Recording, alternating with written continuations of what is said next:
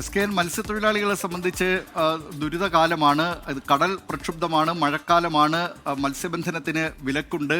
അതിനിടെയാണ് ഇപ്പോൾ ആശങ്ക പടർത്തിക്കൊണ്ടുള്ള കണ്ടെയ്നറുകൾ അവിടെ ഈ കൊച്ചി ഉൾക്കടലിൽ കപ്പൽ മുങ്ങുകയും അതിൽ നിന്ന് രാസവസ്തുക്കൾ അടങ്ങിയ കണ്ടെയ്നറുകൾ കടലിലൂടെ ഒഴുകി നടക്കുകയും ഇപ്പോൾ കൊല്ലം തീരത്തേക്ക് വന്നുകൊണ്ടിരിക്കുകയും ചെയ്യുന്നത്. അല്പം മുമ്പ് സുജിത് സുരേന്ദ്രൻ റിപ്പോർട്ട് ചെയ്തതുപോലെ ഇപ്പോൾ 6 കണ്ടെയ്നറുകൾ ആണ് കൊല്ലം തീരത്തേക്ക് അടിഞ്ഞതും അതോടൊപ്പം തന്നെ എത്തിക്കൊണ്ടിരിക്കുന്നതും. ഒരു കണ്ടെയ്നർ ഇപ്പോൾ വെള്ളത്തിന് മുകളിലൂടെ കടൽ തിരയിലൂടെ ഒഴുകി എത്തുന്ന ദൃശ്യങ്ങൾ അല്പസമയം മുമ്പ് പ്രേക്ഷകർ കണ്ടതാണ്. 24-ന്റെ ക്യാമറയിലൂടെ ഈ ദൃശ്യങ്ങൾ, അതായത് ആ കണ്ടെയ്നറും കൊല്ലം തീരത്തേക്ക് തന്നെ എത്തുന്നു എന്നതാണ്. ചവറയ്ക്ക് സമീപം പരിമണം തീരത്തേക്ക് ഇത് അടുത്തുകൊണ്ടിരിക്കുകയാണ്. ശക്തികുളങ്ങര മദാമത്തോപ്പ് ചവറയ്ക്ക് സമീപം തന്നെയാണ്, പരിമണത്തിന് സമീപം തന്നെയുള്ള സ്ഥലമാണ് ശക്തികുളങ്ങര മദാമത്തോപ്പ്. അവിടേക്കാണ് നേരത്തെ കണ്ടെയ്നറുകൾ അടുത്തത്.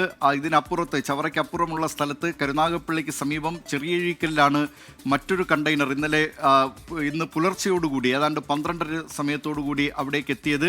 ഇപ്പോൾ ഒരു കണ്ടെയ്നർ കൂടി ഈ വെള്ളത്തിന് മുകളിലൂടെ ഒഴുകി ചവറ പരിമണം തീരത്തേക്ക് വന്നുകൊണ്ടിരിക്കുകയാണ്. അവിടേക്ക് ആളുകൾ പോകരുത് എന്ന നിർദ്ദേശം നേരത്തെ തന്നെ ദുരന്ത നിവാരണ അതോറിറ്റി അടക്കം നൽകിയിട്ടുള്ളതാണ്.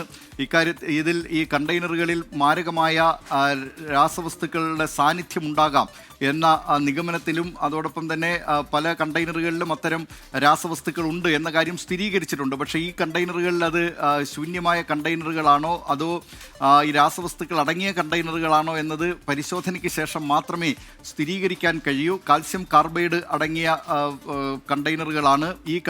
ഈ കാൽസ്യം കാർബൈഡ് ഉപയോഗിക്കുക സാധാരണ നിരവധി വ്യാവസായിക ആവശ്യങ്ങൾക്കായി ഉപയോഗിക്കുന്നതാണ്. ഇത് കടൽ വെള്ളവുമായി ചേരുമ്പോൾ അസറ്റലൈൻ എന്ന് പറയുന്ന രാസവസ്തുവായി മാറാനുള്ള, അത് അപകടകരമായ രാസവസ്തുവാണ്. അത്തരമൊരു രാസവസ്തുവായി മാറാനുള്ള സാധ്യതയുണ്ട്. അതൊക്കെ കണക്കിലെടുത്തുകൊണ്ടാണ് ഇത്തരത്തിലുള്ള ഒരു ജാഗ്രതാ നിർദ്ദേശം നേരത്തെ തന്നെ നൽകിയിരുന്നത്.